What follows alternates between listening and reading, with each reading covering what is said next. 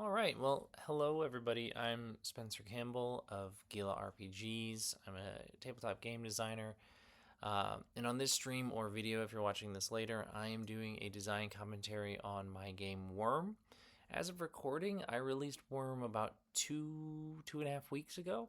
And so I've had some time to kind of percolate on it since it released. And I just wanted to talk a little bit about why the game is designed the way that it is. So we're going to kind of read through the rules and I'll kind of just give some commentary to give you some insights as to why it works the way that it does.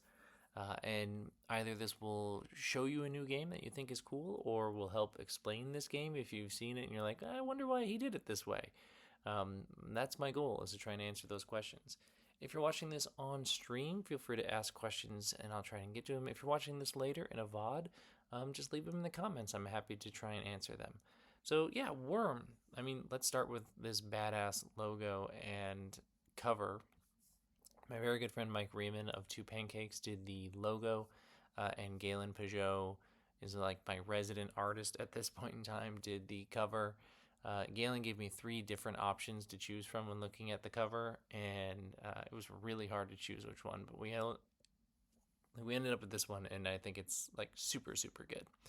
So yeah, let's talk about WYRM. Why does WYRM exist? I guess is maybe a good question. Or what is WYRM?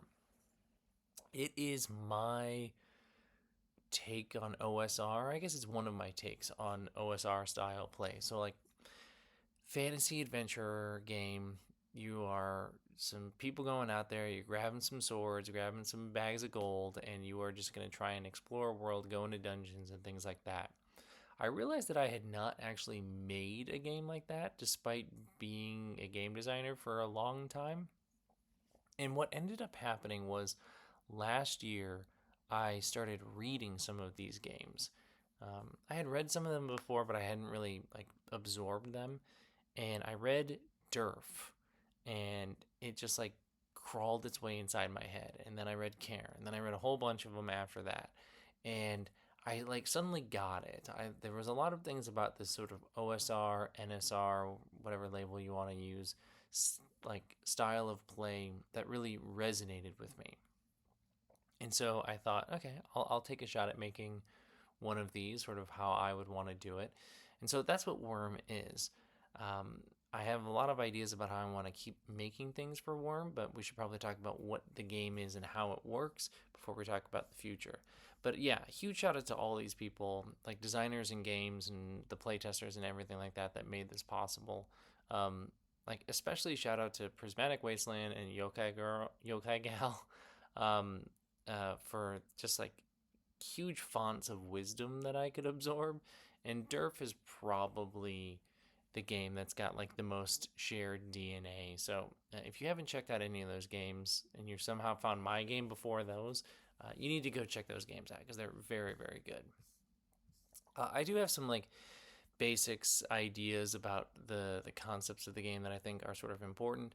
It's an exploration based game. There is no XP in this, and we'll talk about why when we get to advancement. But I went back and forth on a bunch of different XP systems, and none of them really sat right with me. And so I just said, we're gonna just sort of do it mostly through milestones, and there's not that many milestones, so you get better by getting stuff. I like that idea. It's a modular thing, so I've already released some modules. There's going to be more coming. It's classless, which is like really weird for me to do. If you know my line of work, my work is mostly like class based games. Like I have a whole line of things with the Slayers games where like I really lean into asymmetrical classes. So to do something that is dice or classless was a little strange for me. The other thing about this game is that combat is like really scary and hard, and that's very different than a lot of the games that I make as well, because a lot of the games that I make are very combat focused and very power fantasy. And so you almost don't want to get into fights in this game because it's that dangerous. I'm not going to read about the world. You can read more about my world in other places. But this is like ostensibly linked to my world, my fantasy world. But like any other adventure game, you don't have to use the implied setting. You can do whatever you want. Things that I basically want to emphasize here with the principles is that Combat is super dangerous. Be really scared of that. Um, and just the idea of like rewarding creativity and problem solving and that sort of stuff. Um, One of my biggest hangups with a lot of fantasy games, aka Dungeons and Dragons, is like like the prevention of giving information to players through things like perception checks and knowledge checks, and then also just requiring skill checks in general in order for them to accomplish like base, like assumed things that they should be able to do. And so, a major component of this game and many games of the OSR is just that if your character like plays intelligently, they probably don't even need to pick up the dice. You might never pick up the dice in a session if you manage to do things sort of through being like prepared, using the right items, through clever play and things like that. And I think that's like the most fun way to play a game, honestly, rather than looking at my character sheet to see which skill is the one that is going to be the highest modifier to see if I accomplish this thing. I'm just going to talk out loud what I think I'm going to do, and hopefully that will work. Here's more of Galen's incredible art. We have a lone adventurer and a giant mace and a giant lizard creature that's fighting it. Expect a lot more of Galen's art in the coming WYRM stuff. I already have a few things in mind for that.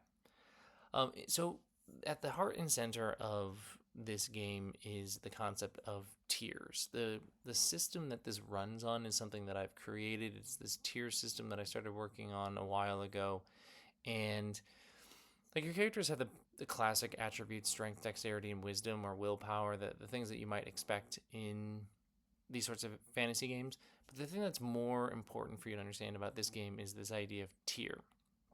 And everything in this game has tiers.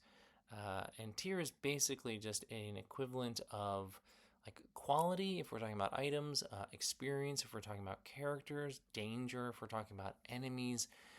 It's even a representation of health. And every tier in this game is associated with a different sized die. So everybody starts at tier 1, it goes up to tier 5 is the max in this game. And so it goes to D4, D6, D8, D10, D12. So you get a D4 die, that's your die that you're going to start with here in the beginning. You get a backpack that you can carry a couple of things. You get a weapon, and notice here with the weapons that none of them have damage listed on them. So they don't have either a flat thing like 2 harm or 1 harm, and they don't have rolled damage either. All of your gear is tier 1, and when we get to combat, you'll see that combat or that damage is just basically equal to the tier of the item that you're using. So it incentivizes players to go find higher quality items because those higher quality items are going to do more damage naturally. You get some rations, you get a torch, you get some gold, and you get out there.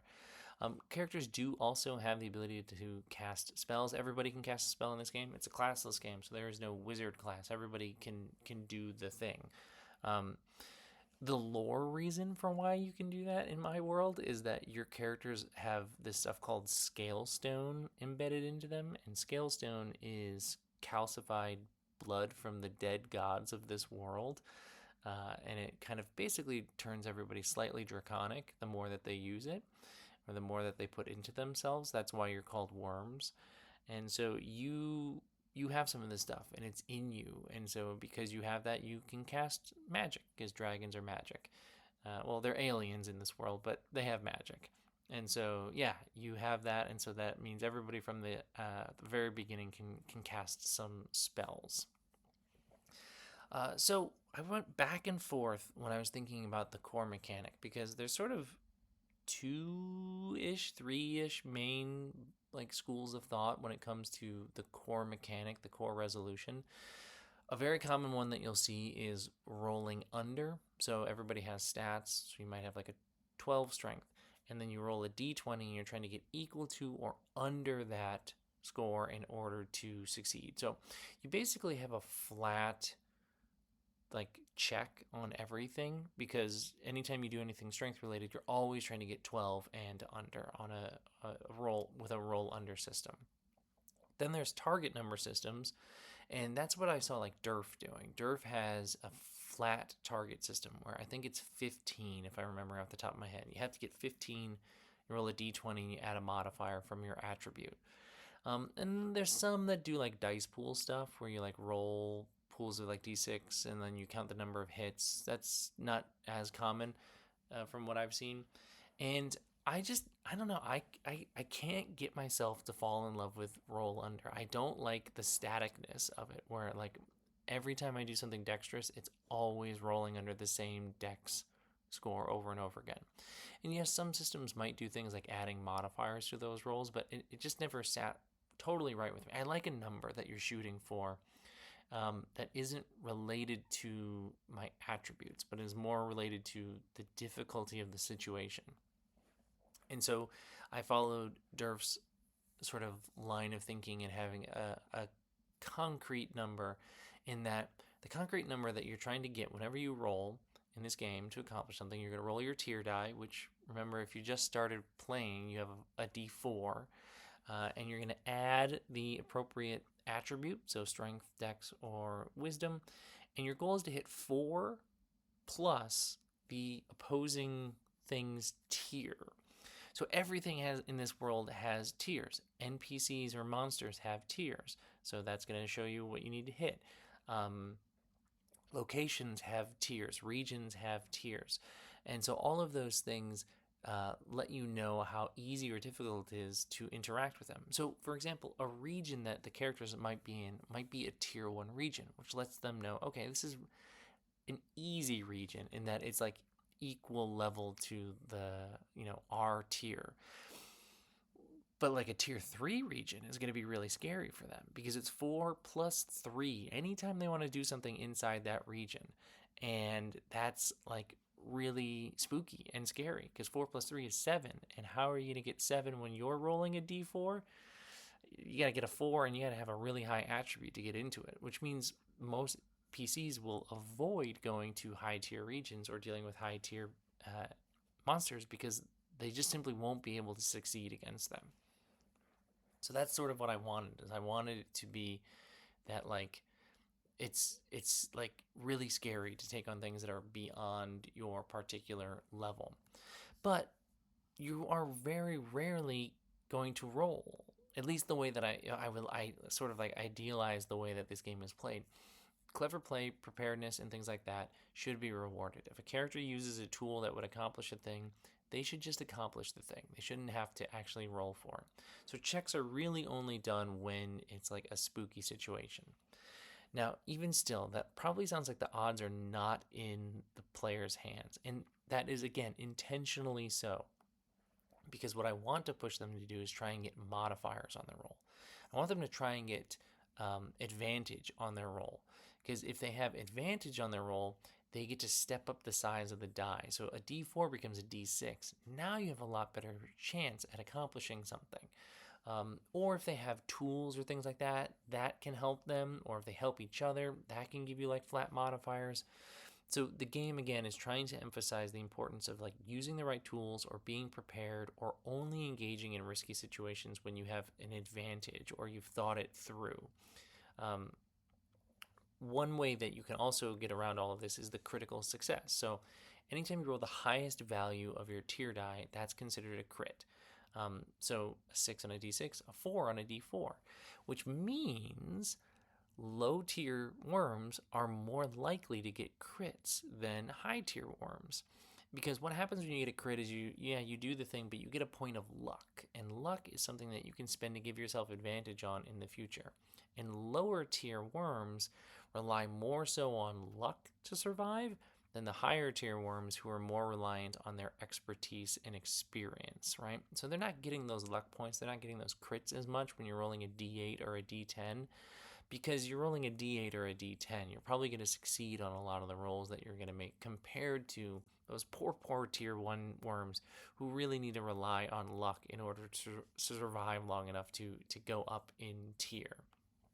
There's also no crit failures because I just don't think crit failures are an interesting thing. I think critical successes are super exciting. Critical failures are a huge bummer, and I just don't want them in the game. So like I said, everything comes down to tier, and it's all linked to those different dice. So tier 1, d4 to tier 5, which is a d12. and that's used as a shorthand for things. So you'll see it throughout the book, like a lot of like DT, which is like roll the tier die of this thing, or plus T, which means like add the tier of this thing as a modifier. And everything has tiers. The gear has tiers, so weapons, armor, tools, all of that stuff has tiers. And opposing tier, like I said, is one of those things that is how you determine those checks. So, like a monster, a tier 2 monster, so it's 4 plus 2. You need to get a 6 or greater on your roll in order to hit it. Um, the thing that I like about the tier stuff is this idea of the tier in flux. So no tier is ever set in stone. I mean, tier will inherently go down for characters because it's also their health. So if you take damage, you're going to go down in tier until you heal back up. But you can also affect tier of things, people, places through play. So the examples that I have here, for example, like there might be a really spooky tier 3 warlock out there that they don't want to go fight, but they might go find that warlock's source of power and destroy it, and that might, like, in a narrative sense, mean that the warlock is a little bit weaker, so the GM decides that it's a tier 2 warlock now, a little bit more manageable to take on. Or like places can get changed as well. So a tier 2 place, or a tier 1 region might get overwhelmed with an enemy like a cult or something like that, and the GM might make the whole region tier 2, or might say like, yeah, they took over this building, and so this building is a tier 2 building now because it's full of cultists that you didn't take care of or that you ignored. And so this like tier is a constant part of conversation and always in flux in this game, which I think allows you to keep the fun aspects of like having a target number, but having the players have a little bit more control over when that target number is going up and down, or their actions or inactions. Like you have like concrete, tangible outcomes as a result. Just feels really cool to me. So in terms of gear, everybody's got a backpack, carries some stuff. You have weapons. Weapons are basically just close or ranged. We don't track ammo in this game. I'm not a person to track things like arrows and stuff like that. Um, Armor is a thing where you can probably get like multiple types of armor or sources of armor. So like I might have a suit of tier 2 armor and a tier 1 shield. So I have tier 3 armor because I've added it all together. But that has tiers, weapons has tiers, tools have tiers. We play with quantum tools in this game, the idea of producing tools. So at any point in time, a worm can just make a tool out of their bag. Not make it, but they can kind of produce it. To do that, they have to get rid of a treasure of equal tier of whatever tool they want to get, summon into the world. We'll talk about treasure in a little bit. But if I just want to make a tier 1 tool, then I just throw away a tier 2 treasure. And that's us sort of like hand waving the idea that I bought that tool when I was back in town at some point in time. It's kind of like in Blades in the Dark, where you can kind of just say, like, oh yeah, my character's got this thing on them because we just jump straight into the heist, right? We're not going shopping in our Blades games. And so same thing here. We're not going shopping for our worm tools. We're just going to find them in the bag when we need them. And here's a big old list of examples. Treasure then also has tiers, and I'm not one for counting individual gold pieces personally. I really don't like systems that have like multiple forms of currency, like copper and then silver and then gold and stuff like that. That's just not for me. I don't want to do that sort of accounting. And so I was trying to figure out, how am I going to do gold in this game? Because I mean, it's a fantasy adventure game. Fantasy adventure is about going out into like dungeons and getting treasure and stuff like that. So what am I going to do? So I'm abstracting it out, and you can see abstracted treasure in a lot of different games. And so whenever you find treasure, it just has a tier to it, and it could be kind of anything that would be of value to that. So like tier 1 treasure might just be like a small pouch of gold, or it could be like some really nice silks, or like a single gem, or things like that. All of those are representative of like tier 1 treasure. Tier 3 is like a big old chest of gold, or like a really rare book. Books are actually pretty rare in like fantasy settings, or they should be at least, in my opinion. And so that's like a tier 3 treasure. So when you're finding treasure in the world, where the GM says like, okay, yeah, you open up the room and you find the hoard, and inside there's a 2 tier 3 treasures and 3 tier 1 treasures. They don't have to say like, oh, you find these very specific things. You can just say these are the types of like the value of treasure that you find in this place. And now the characters can kind of just take that stuff with them. So whenever you're buying things or producing things for like tools, you're not really so worried about like, oh, okay, how many like gold pieces do I have to buy this thing, as opposed to this like fine silks that I have. No, you just have a tier 1 treasure, and that could be traded in for any other tier 1 thing in the game.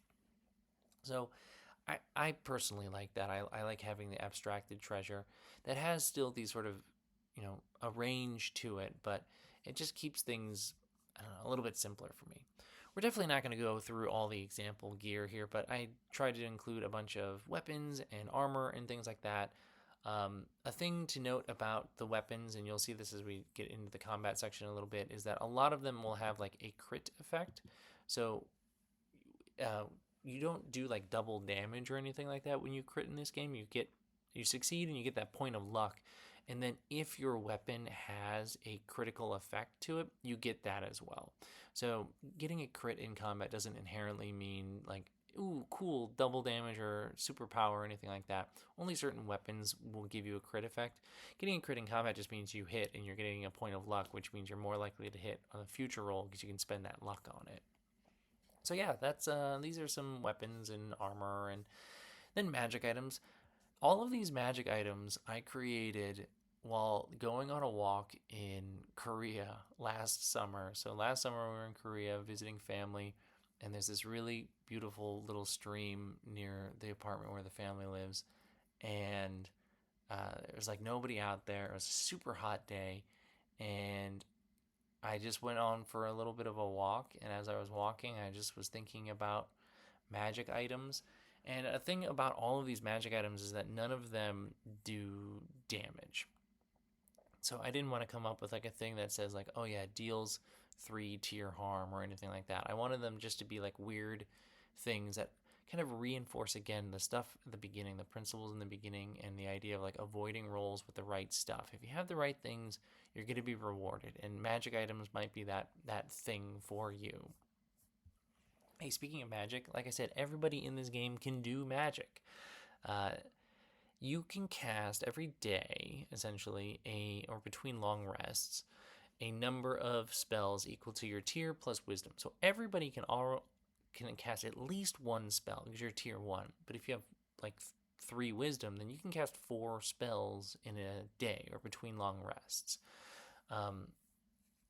You can do more than that, and it's risky. So, spells have tiers. Spells last a minute if it doesn't make it clear otherwise. But then the overcasting thing is, okay, let's say I only have 1 wisdom, so I can only cast 2 spells in a day. And I cast my 2 spells, and I really want to cast another one. I can do it again. I just make a check. I make a save, a roll on it. And the opposing tier starts at 1 and increases by 1 every time I do this more and more. So it becomes more and more dangerous for me to do this, because if I fail this, I get the blighted condition. And we'll talk about conditions a little bit later. Basically means I get cut off from like all magic. Not just the ability to cast spells, but all my magic items become mundane for a long time. So there's some risk to it. Learning spells, kind of depends on your setting, how you want to learn spells. Maybe a wizard can teach you.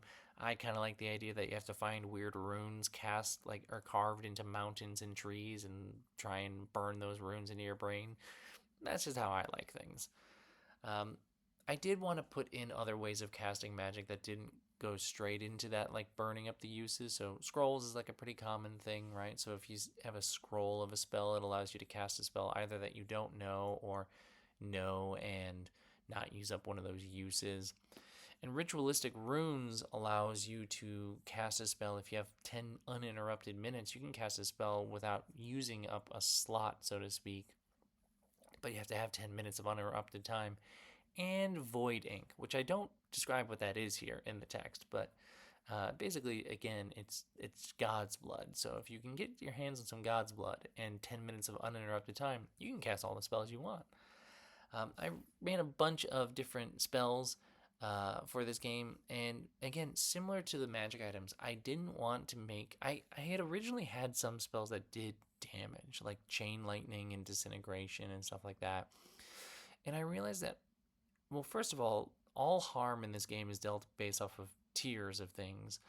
And people in general don't have a lot of health in this game. It's a really restricted range in terms of how much damage somebody can take. So it didn't really make sense to put damage based spells in the game.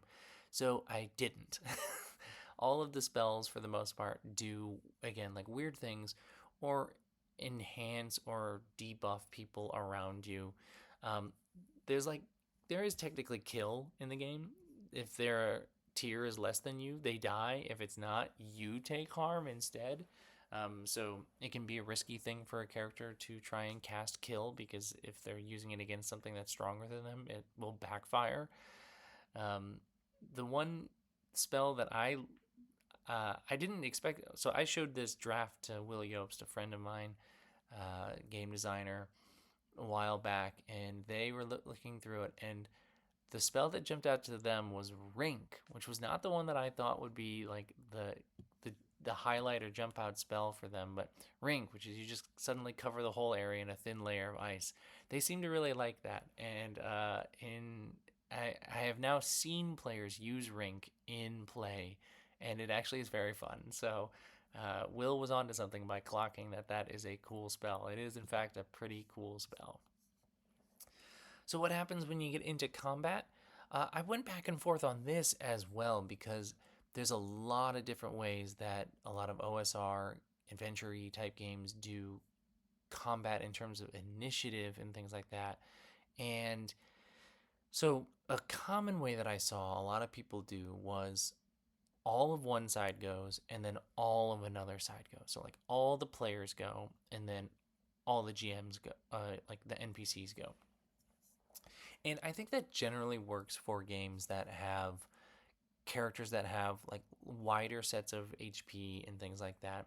But like I kind of alluded to before, characters don't have a lot of HP. Like tier 1 characters die in one hit, or they certainly can. And so if we let one side go first, they might just wipe out the other side before they can even act.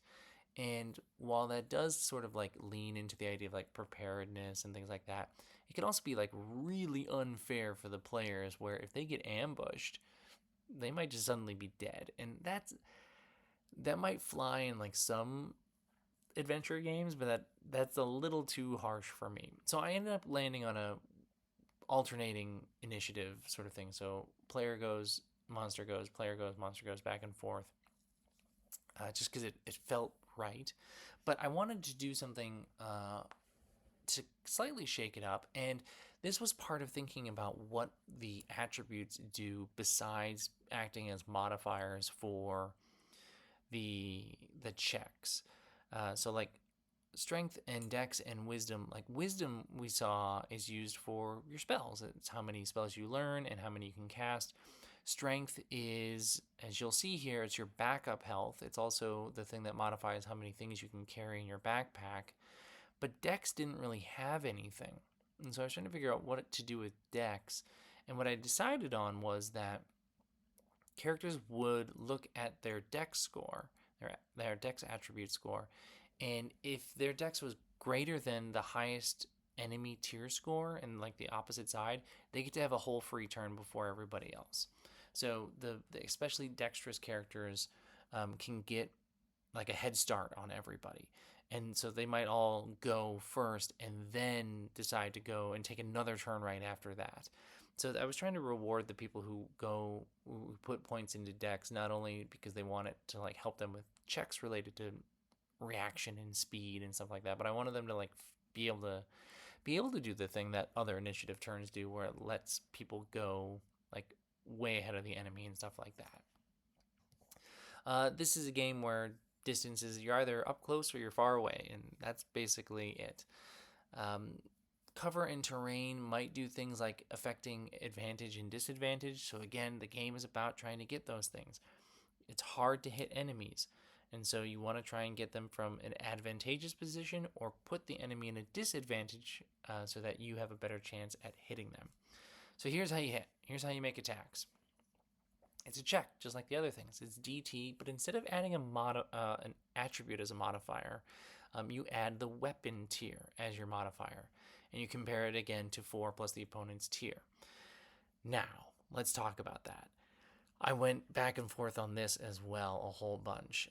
I had initially, well, I'd done a bunch of things initially, but the iteration just before this one was DT plus an attribute. So I had all the weapons that had an associated attribute. So like a hammer would be associated with strength, a dagger would be associated with dexterity. And so you would roll DT plus the attribute of the weapon you were doing. That made it like a lot more likely for you to hit.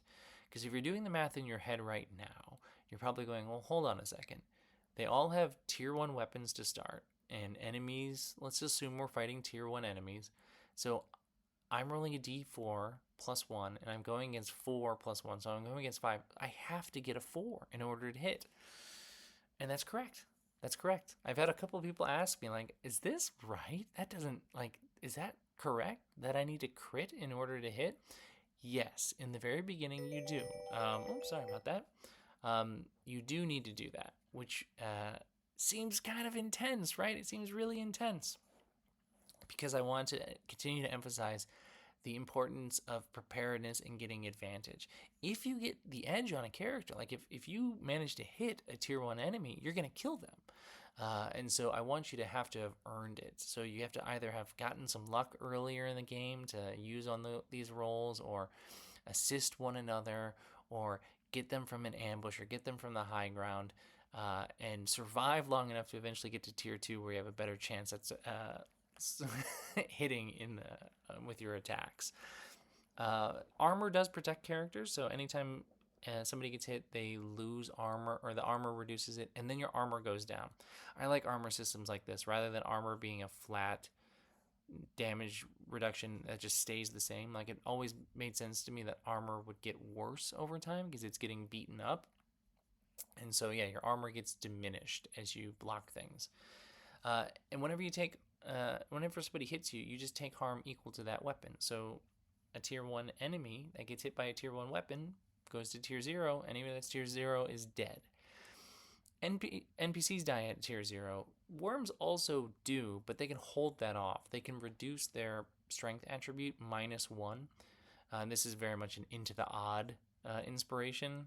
So that's a fantastic game that kind of gave this sort of backup HP sort of thing. If strength is ever reduced below 0, then you're dead. Then you can't make it any further. So strength also serves as sort of a backup HP that you can survive. Like I alluded to earlier, crit doesn't mean automatically like a guaranteed success. It just means that if your weapon has a crit effect, you get it. And then enemies also have crit effects. So yeah, here's enemies. We don't really need to go too much into their design because they kind of function a lot like the worms do. So they have a tier, so they have a tier die, they have armor, they have crit effects. Some of them do, some of them don't. The thing about enemy attacks and things like that is that they don't have like specific attack actions that you roll, because it's always going to be just rolling the tier die of the enemy and comparing it against the tier of the worm that they are attacking. So you can kind of flavor it however you want, right? So the way I have it here is like a goblin attacking could be stabbing with knives. It could be also flinging rocks at the worms. However you want to flavor the attack is up to you. These actions that are underneath the NPC are just ways that you can kind of like give them some bonus effects or some passive ongoing effects to make them a little bit more interesting. So we're kind of wrapping up here, nearing the end of the rules of this game here, and so we should talk a little bit about what it means to go on adventures with these characters. It was reading Femoria that had like a really clear description of time, and I was like, I should probably do this. I should probably make it clear like the sort of styles of time with turns, rounds, shifts, and phases. So huge shout out to Femoria for that, and the emphasis of light. Conditions in this game, there's 2 right now, but there's certainly going to be more as I add more supplements to the game. Blighted, like I said, that's one that you get from overcasting and failing, but you also get it from just being around like gnarly stuff. Um, you can't cast magic anymore when you're blighted, but you also lose all like magic in your items. So any magic item doesn't work anymore. Any swords that you have, they don't have their magic powers anymore. They're just tier whatever swords. Armor, same thing. It loses its magic effects. Uh, and I like that. I like you can be very scary and magical, but if you push it, it's gonna like really punish you. And then drained is if you're not sleeping and eating, then you're gonna have some disadvantages on things. In terms of shopping, I've sort of alluded to it, but tiers you just sort of pay for the tier of the item. So if I want a tier 1 item, I just have to trade it in tier 1 treasure. You can combine tiers. So like a 5 of a lower one adds up to a higher one. I never wanted to track things like paying for money in inns and things like that. So I just have the pocket change rule, which is worms always can have like basic services. We don't worry about that stuff. If it feels like it needs to go beyond that, then you can start paying for some of these goods and services. Also, most merchants don't want to buy adventurer stuff. Adventurers who go out there and like beat up their weapons and armor and tools and stuff like that can't expect to go back into town and then sell those things. Towns don't want that junk. They might buy magic items from you, but this basically just stops you from like spending a tier 1 treasure to make a tool and then going into town and selling that tool for a tier 1 treasure so that you can make a different tool later on. It just didn't seem realistic to me for somebody to sell, like to want to buy a bashed up sword. You can hire some hirelings. This very much is inspired by Durf's rules for hirelings. Resting, there's shorts and long rests, and this is where you can get some of that healing done, repairing stuff, recovery, all that sort of stuff. It's also how you can get a luck point. So if you know you're about to get into a fight, you might just take a short rest just to get a luck point going in so they have a better chance at hitting. The sort of final things here to talk about before we're all done is the idea of advancement.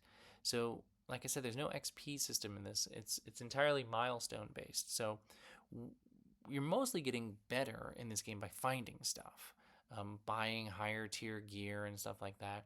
But you yourself might become higher tier by accomplishing big things. So tier 1 characters might need to like clear out a particular tier 1 region or dungeon or something like that. Tier 4 worms, in order to get up to tier 5, which is the highest, they need to do something like legendary. And you as a table decide when that happens. When you do, you finally get that big upgrade on your tier die, which is going to help you a whole bunch. And then you also get to increase one of your attributes. I took a shot at trying to write a conversion guide. This conversion guide is pretty simplistic right now, but I will have a much more detailed version that links to specific games. Like, hey, are you trying to convert from Cairn or Durf or Into the Odd? Here's how you might do that. And that's WYRM. I'm really proud of this game. I'm really excited about this game. I've got a whole bunch of stuff designed already for it, and I've got stuff working on it. If this seems interesting to you, you can find links to it down below, or the links to my Discord server where you can chat with more people about WYRM.